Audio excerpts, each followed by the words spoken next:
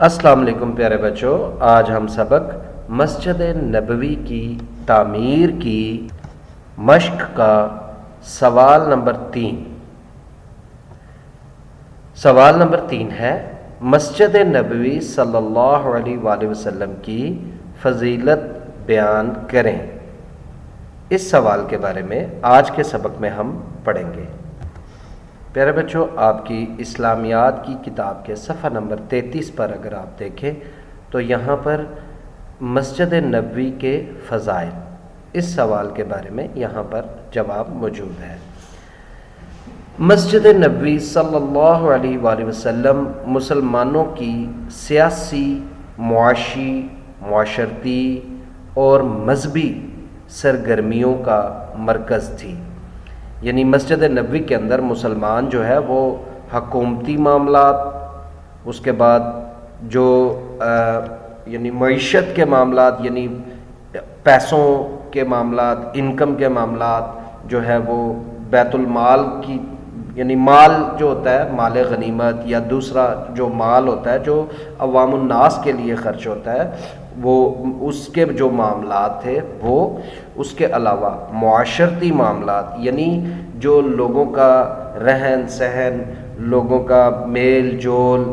ٹھیک ہے، اور جو جس علاقے میں، جس گلی محلے میں، وہ یعنی لوگ جو رہتے تھے ان کے جو معاملات ہوتے تھے وہ معاملات، اس کے علاوہ مذہبی معاملات، یعنی دینی معاملات، دین کے حوالے سے، اسلام کے حوالے سے جو معاملات ہوتے تھے، یہ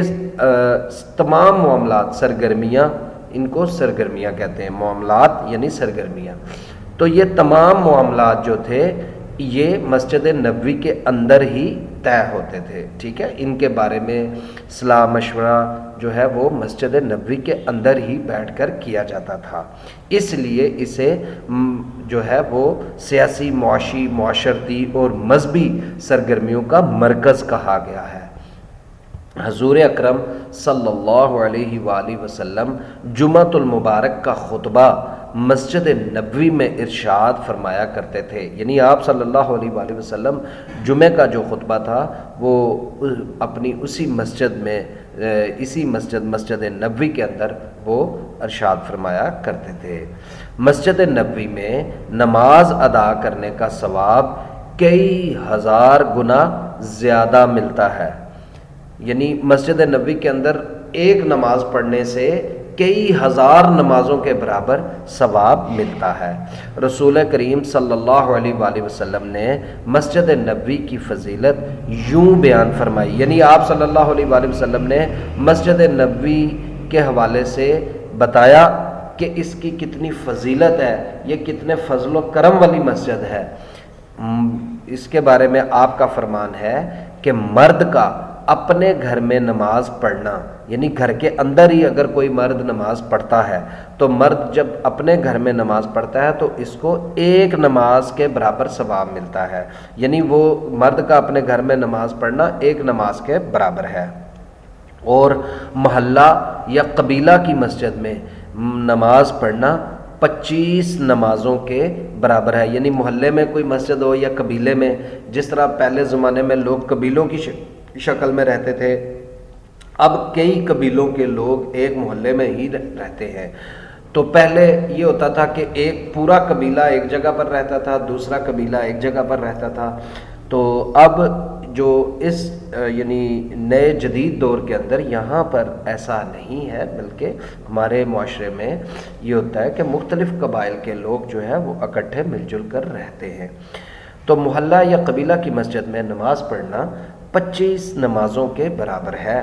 اور جو جامع مسجد ہوتی ہے، جامع مسجد بچوں اسے کہا جاتا ہے جس میں نماز جمعہ ادا بھی ہوتی ہو۔ عام طور پر پہلے زمانوں میں یہ ہوتا تھا کہ مسجد نماز پڑھنے کے لیے جو ہے وہ لوگ بناتے تھے، لیکن جمعے کی نماز کے لیے علیحدہ سے ایک بڑی مسجد ہوتی تھی جس میں تمام لوگ وہاں پر اکٹھے ہو کر نماز جمعہ ادا کرتے تھے، اس لیے اسے جامع مسجد کہا جاتا ہے، ٹھیک ہے، جہاں پر سب لوگ اکٹھے جمع ہوتے ہیں اور وہاں پر نماز جمعہ بھی ادا ہوتی ہے۔ تو یعنی جامع مسجد میں نماز پڑھنا 500 نمازوں کے برابر ہے. یعنی اگر آپ کوئی نماز ایسی مسجد میں جا کر پڑھتے ہیں جو جامع مسجد ہو، جہاں پر جمعہ پڑھا جاتا ہو، جہاں پر زیادہ لوگ، سب لوگ اکٹھے ہو کر آتے ہوں،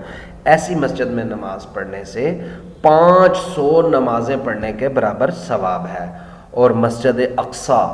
ایک مسجد ہے مسجد اقصیٰ، اس میں نماز پڑھنا 50,000 نمازوں کے برابر ہے. یعنی اس مسجد اقصیٰ کی اتنی بڑی فضیلت ہے کہ اس میں نماز، اگر آپ کوئی انسان اگر ایک نماز وہاں پر ادا کرتا ہے تو اللہ تعالیٰ اسے 50,000 نمازوں کے برابر ثواب دیتا ہے. اور اسی طرح آپ صلی اللہ علیہ وآلہ وسلم نے فرمایا کہ اور میری مسجد یعنی مسجد نبوی میں نماز پڑھنا 50,000 نمازوں کے برابر ہے. یعنی مسجد نبوی میں اگر کوئی انسان نماز پڑھتا ہے، ایک نماز پڑھتا ہے، تو اس کو 50,000 نماز پڑھنے کے برابر ثواب ہے. اور مسجد حرام میں، مسجد حرام یعنی